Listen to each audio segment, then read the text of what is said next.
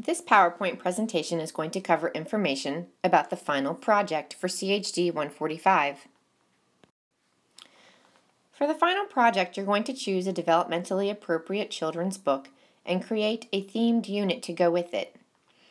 I would personally steer clear of books that are too character themed, such as SpongeBob or Dora the Explorer or Winnie the Pooh. I would look more for books that tend to be the ones that have won awards, the Caldecott winners, the Newbery winners, but make sure that the book you're choosing is appropriate for the age that you're targeting. A lot of Dr. Seuss books are really great books to build themes off of that have a lot of information. I'm not saying you cannot do Dora, but personally I find it easier to use books that are a little bit better written. So you're going to include 4 different lesson plans that address 4 different areas. You can choose from art, cooking, health, science, math, fine motor, gross motor, social studies, dramatic play, or language. Your lesson plans are, there's a section in just a couple of minutes that you're going to see where there's a template. The lesson plans are to be substantial and not just a simple activity. For example, we're not going to say that we're going to cover dramatic play and we're just going to change out the clothes and the props to go with the book. You want to make sure that you actually have a lesson there. There's a goal to the lesson. You need to list your materials, the steps of the lesson, and then how you are going to assess the children into whether or not the lesson was productive. You're going to include a summary of your book with your project, why you chose that book, what age range your book and activities are for, and why they are appropriate for that age group. Sometimes students forget to include this important information in their project. They get so focused on the book and the making the lesson plans that they forget to do this write-up, and it's a very important part of your assignment, so please make sure that you remember to submit this. You're going to prepare and record a video presentation of your theme that lasts no more than 5 minutes. You should have access to a webcam that's listed in the syllabus, and so you're going to record yourself telling us about the theme, why you chose it, and all of the details that I just told you. You're going to describe each of your lessons. If you have, for example, making a puppet as part of a lesson plan, then it would be helpful and you would get more points if you actually have that puppet to share and show to us on your video. If you simply tell us about everything, you are covering all the bullets of the things that you need to do for this assignment, but going above and beyond is definitely better and will be rewarded with points. You are only limited by your own creativity with this project. I really don't want you to go on the internet and just download lesson plans or look for ideas on Pinterest. These ideas should be your own original ideas. By choosing a great book, it should be much easier to create great plans and activities. So what the goal here is to pick a really good book. For example, if you were to choose one of the Dr. Seuss books called 10 Apples Up on Top, and that kind of ties in with fall because sometimes in fall we talk about apples and the different colors of apples and the trees. So you could use 10 Apples Up on Top as an anchor for this unit that you're going to do, and you can branch off of that. You could do a math activity and count apples. You could do coloring activities or fine motor where you cut out apple shapes and you color them different colors. You could do sorting activities.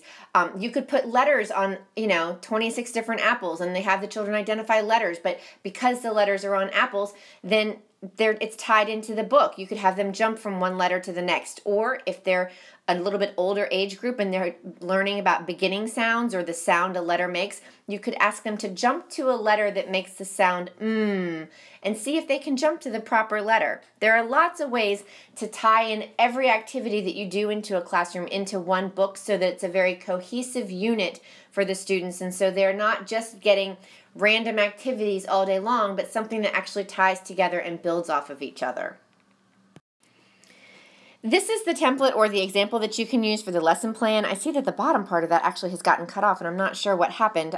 Maybe it's just on the view that I'm looking at it right now. You're going to need a title for your lesson, an opening activity. How are you going to introduce the activity to the students? Are you simply going to say, okay guys, come to the table, we have something to do? Or are you going to ask them questions, ask them what they think might happen to an apple if it gets left out when you take the skin off? What colors do you think it will turn? Why do you think that?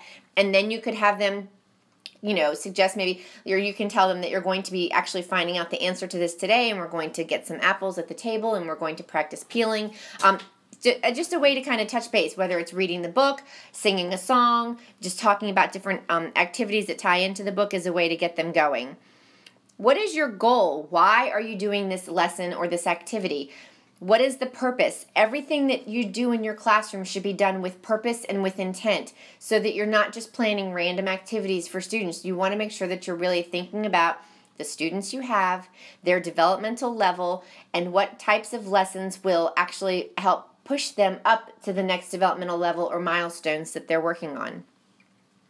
You're going to need to list your materials, your props, everything you're going to need for the lesson. I should be able to take your lesson in my hand and walk into a classroom and know exactly how to do your lesson. So everything needs to be detailed. Step-by-step instructions, and then closure. How are you going to wrap up the activity? When they're done, they just get up and go play somewhere else? Or when they're done with the activity, do you want to have them go back to circle, for example, and wait a few minutes until everyone's finished and then talk about it as a whole group?